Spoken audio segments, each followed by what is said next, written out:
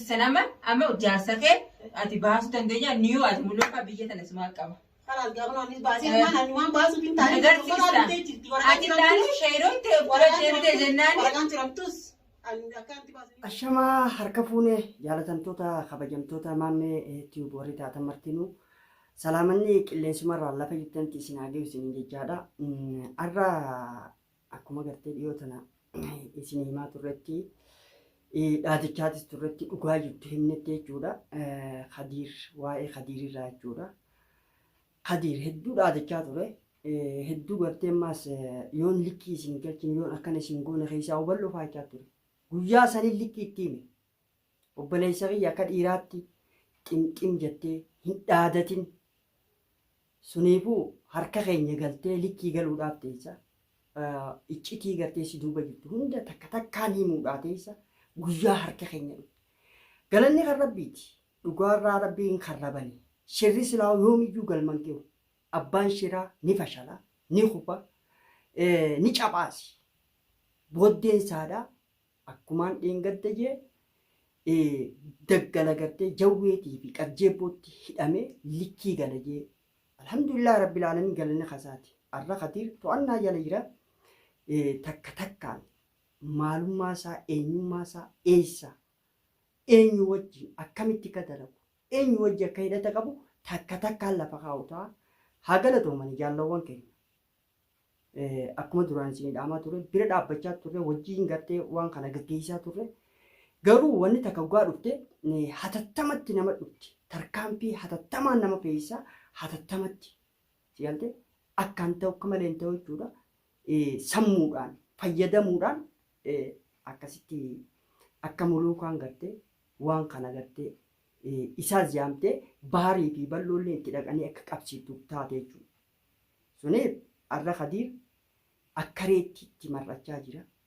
Akka kaleessa dhaadate sanii akka leencaa dhaadatee akka dhaddeettii fi akka jaldee isaa marrachaa jira jechuudha. Kanaaf booddeen nama gartee dhaadatu shirarra dhaabbatee dhaadatu kana. Arra waan addaatiin gartee Fatiyaan akkuma beektan haati warra bahar Fatiyaatu hedduu takkaa galatoomtu gara laafeettiidha. Nama hedduu garaa laafu nama gartee naasuu namaa qabu nama jaalala namaa qabu nama kabajaa namaa qabu maal naan jedhanii nama beeku.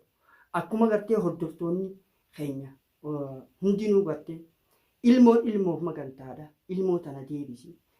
Fatiyaan akkamitti ilmoo fuuti warri jettanillee waa'ee ilmoo fuudhuu irratti tooftaa ittiin gartee jara kana Khadiir baafatee Khadiir gartee baafatee Khadiir kana ifa harka deebisuudhaaf ilmoo yoo fuudhan furmaanni dhufa Khadiir qabuun ni danda'ama jedhameeti. Alhamdulillah rabbil alamin arra gartee sababa ilmoo siitiif jecha baarii fi balloodhaaf dawwaltee yaamte Khadiir qabsiisitti. Arrammoo Fatiyaan haa galatoomtu namni hedduu galatoomfachuu fedhu Fatiyaadha. Hedduu takka haa galatoomtu. Akkuma agartuutti muluuka arras kophaan dhufe nama sin fidanne waan fedhe godhi kun mana keetiin jira. Mucaa asii fidane gaanii sin fidane.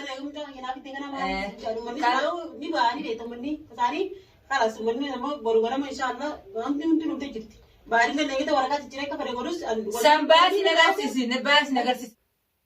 Hoggaa amma gartee amma viidiyoolee kana laaltan. Akkuma gartee daawwattoonni keenya fuudhi ilmoo galcheechaanii turetti fuutee ilmoo geessite. Haa galatoomtu. Geesiidhaa baate geeleencaa baate. Ammoo eega gartee mana muluukaa dhayite kophaa siidhaa dhayite ilmoo gartee muluukaa fuutee geessite hedduu takka galatoomi. Garuu muluukaan maal jettee usii laata? Galatoomi jettee galateeffattee hin galateeffanne. Akkamma haasawusii irraa dhageessan kanatti muluukaan arra na duraa baatee mucaa kiyya naa fiduudhaaf na duraa baate baar ilmoo teessiifin fidaa Khadiir na harka kaayinaan jee waadaa san maaliif hin guutiin jeetiin eegu jiraa na duraa baate silaa akkas ta'uu baattee tarkaanfii fudhattee jechuudha. Hayyee sun hundaa'uu dabree fuutee Fatiyaan ilmoo geessite haa galatoomtu asumaanuu galatoomiin jaan galateeffamuu qabdi. najjaash fi amaqaay baastee si qudda awwal isaan sadeen yeroo baastee si quddeetti biitanaa sumaaf dhiisna. Akkatti baasuun ilaalla.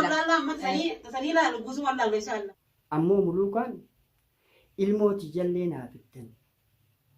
Ilmooti jallee yoo naa bittan waraqaalleen ciramtu.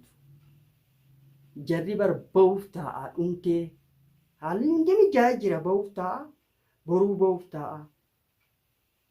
Hay ilmoon buutii buutumaa jiran summiin gartee xiqqoo fi guddoon qabduu jiran. Yaadannaan siidhaa ammallee niin baasaa isaan san niin baasaa ammallee baasuuf hin ta'a. Hoggaa kana jettu ammallee isiin namatti summii gartee sheekii fi khadiirii wajjin gartee laaqaa turte irraa deebi'uudhaan deemte jechuudha. Baaseetiin si garsiisaadha ni garta kun hayyee magaalaa tana keessa jirtaa baasii ni agarsiisi. Akkasii daawwattoota keenya jarri kun waan hamtuu duuba jira. Iccitii baasuudhaaf nama yaa'uu miti. Hanga tarkaanfii irra fudhatamutti garuu muluukaan akka gwaaniif ilaalle yeroo gartee amma silaa gartee baharfaadhaaf tarakabsiiftee baharfaa gartee khadiir kannitee fi ilmoosii fudhachuu barbaaddu muluukaan lakkii waan kana irraa deebite ibboota deebitee jirti. Khalaas toobachuuf deemti. Wanta jirullee gartee yooniif gartee harka keessaa qabaattee inti jennee yaani. Garuu wanni faallaa ta'e mul'ate. Ajaa'iba rabbiiti. Faallaa ta'e mul'ate.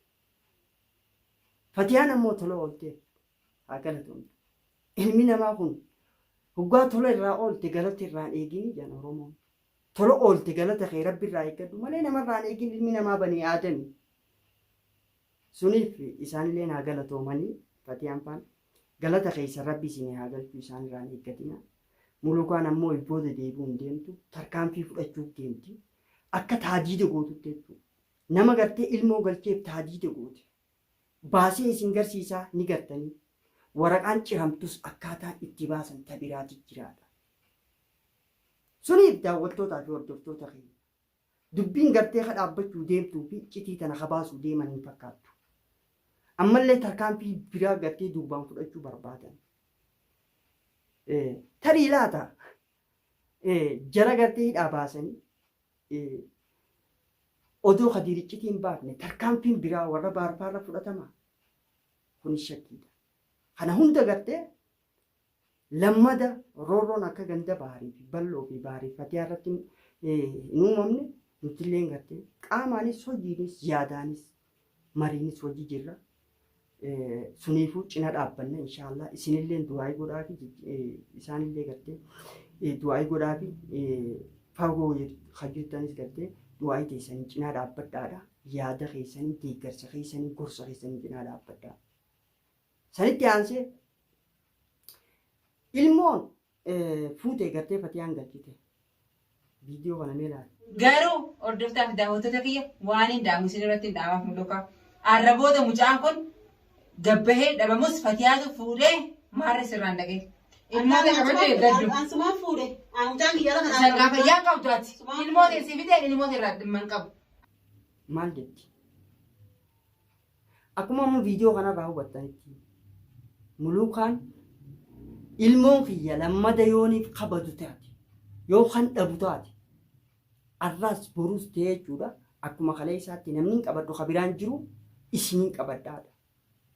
Maaliif waan kana keessa? Maaliif waan kana irratti? Tarii ilmoota nagartee ifii kanarraa meessee isaantu gartee ilmooti jamaarree godhetti olola oofuu fi yaadda biraa qabdi jechuudha. Dhugaadhaaf hin deemtu jechuudha muluukaan dhugaaf hin deemtu. Shirri fuullasiirraa mul'ata. Intala tana shiraan wajji jira. Ammoo akka dubartiitti kabajaa agartee dubartiin qabdu lakkii dubartiin miidhan jechuurraa tarkaanfiilleen gartee akka irratti fudhatanne dhiisimee haadha ilmaaniiti. Jara kana jalaa dhaabbadhu akki kun sin baasu ilmaan kee keessi jiraadhu jechaa ni jira. Garuu isiin kanan barbaaddu jechuudha. Ammallee namni biraatis kan isin duuba jiru jira. Sheekni jira. Sheekni keessanii isin duuba jira. Jennaan ta sheekaan irraa dhiisii ammallee sheeka isaanii baraaruu barbaadan. Iccitii sheeka isaanii himuu barbaadan. Kanaaf Kun ammoo kan isii baasuu miti. Kanaaf daawwattootaa fi hordoftoota yooniif mulukaan tarkaanfii gartee amma jaraidhaa jiru amma qe'ee fi najjaashii fi awwal kaidhaa jiru baasuuf tarkaanfii fudhatu taate. Kabajaan amma mulukaadhaa kan namtee gartee lakki dubartiin xuumigaan kana akkamiin laaltan isin? Silaa ilmoon buutii buutuma jenne summiin isiillee gartee amma summii dhandhamtee jirti shira kana keessa harka qabdi dhibbaa dhibbatti wanni irraa isin galuu qabu. Kanaaf isinoo maal jettamee maal irraa hubattan viidiyoo kanarraa maal gorsanuu kannitan maal godhaan hin jettan. Kanaaf takadiir ammoo tarkaanfiin irra fudhatamaa jira. Wantoota gartee qaama isaarraa jiru takka takkaan buloonni irraa hiikamaa jira. Wantoonni baay'inni hedduu duuba jira. Kaganaa ifan hin ta'in akkuma viidiyoo daawwachaa jirtanitti. Kanaaf daawwattootaa fi hordoftoota keenya isinillee waan kanarratti gorsa qabdanis nu barreessaa. Koomentiidhaas nu barreessaa. Wantoota godhuu barbaachisu roorroo tana hanqisuudhaaf shira kana buqqisuudhaaf wantoota godhuu barbaachisan akka waan isin dhagahama yaada qabdan nuuf barreessaadha. Waan godhuun barbaachisu nuuf barreessaa. Koomentiin keessan yaadni keessan hedduu nu jajjabeessa. Karaa nu qajeelcha. Asii duraas akkasuma yaada nu kennaa turtan hedduu takka galatoomaadha. Hedduu takka gartee isin jaalannaa, isinin jaaladha, isinin kabaja. Guddaa takka nuuf galatoomaa. Shirri lammiif hin tolu, hawaasaaf hin tolu, namaaf hin tolu. Kanaaf shira kana buqqaasuudhaaf tattaafanna. Kanaaf du'aayii teessanillee du'aayinillee nu cinaa dhaabbadhaadha. Rabbi ilmaan Oromoo hunda haa tiisu. Shira hundarraa rabbiin gartee ilmaan Oromoo hunda haa tiisu. Isinillee rabbi isin haa tiisu. Isin jaa akkasii jaalatamtoota hordoftoota maatii keenyaa marti keessanuu hanga gartee viidiyoo biraatiin wal arginutti nagaan nu turaa isin jaa. Wassalaamu alaikum warahmatullaahi wabarakaatuh.